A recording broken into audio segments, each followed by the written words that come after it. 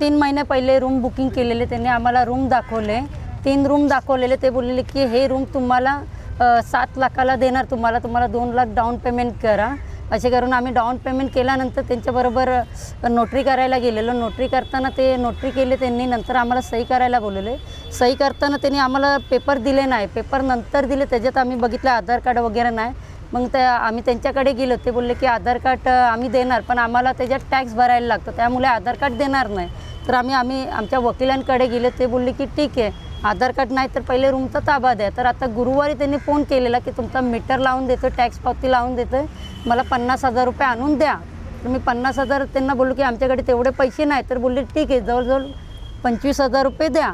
तर आम्ही त्यांना 15,000 रुपये जीपे केले. ते 12 तारखेला रूमची चावी देणार होतो, त्यामुळे आम्ही 11 तारखेला गेलो त्या रूमच्या ठिकाणी. मग माहीत पडलं की ते त्याच दिवशी दुपारी ते लोक गायब झाले.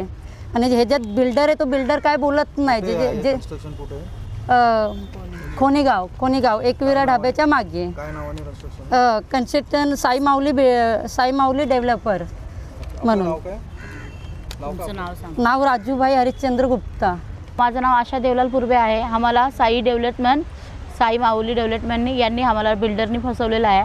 आमच्याकडनं 6 लाख रुपये घेतले. ते आम्हाला बोलले की आम्ही तुम्हाला 10 तारखेला रूमची चाबी देऊ. 8 तारखेला माझा नवरा आलेला इथे, तर त्यांनी बघितलं इथं असं काय हे चालू आहे मोर्चा सगळे. हे मग यांनी येऊन विचारलं की हे काय झालं, तर बोलत आहेत की बिल्डरनी सगळ्यांना फसवलेलं आहे. कोणी बोलते आम्हाला 13 लाख रुपये दिले, कोणी बोलते 10 लाख रुपये दिले. आम्ही सुद्धा 6 लाख रुपये कॅश दिलेत त्यांना. ते आम्हाला बोलले की तुम्हाला 10 तारखेला आम्ही देणार रूम. तर असं त्यांनी आमच्याबरोबर घोटाळा केलं आहे. आणि त्याच्याबरोबर ते वकीलसुद्धा सामील आहेत.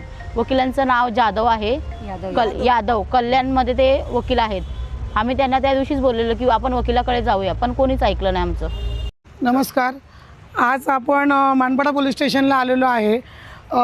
इथे 100 ते 150 लोकांची फसवणूक झालेली आहे. खोनीगावमध्ये साई डेव्हलपर म्हणून आहे, त्यांनी सगळ्यांना असे खोटे पेपर बनवलेले आहेत, खोट्या पावत्या बनवल्या आणि दिल्या. आणि हे जे नागरिक आहेत गोरेगाव, मुंबई, पुणा, दिवा, उल्हासनगर, चेंबूर अशा ठिकाणचे लोक आज आपल्याकडे इथे आलेले आहेत. यांची एवढी या बिल्डर लोकांनी फसवणूक केलेली आहे. सर्रास डोंबिवलीमध्ये हे असे फसवणूक करणारे लोक असे भरपूर झालेले आहे. माझी एकच नागरिकांना विनंती आहे, जेव्हा तुम्ही जागा घेताय, जागा बघताय, बिल्डरकडे जाताय, ती व्यवस्थित चौकशी करा आणि नंतरच तुम्ही जा. कारण आज कल्याण डोंबिवलीमध्ये लोकांची एवढी फसवणूक होत आहे. पोलीस आपल्याला सपोर्ट करतच आहे.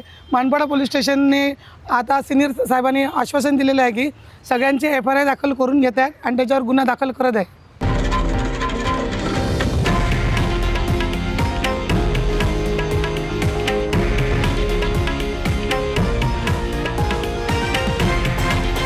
हे आहे देशातील नंबर 1 न्यूज नेटवर्क आणि आपण पाहत आहात TV9 मराठी, एकमेव.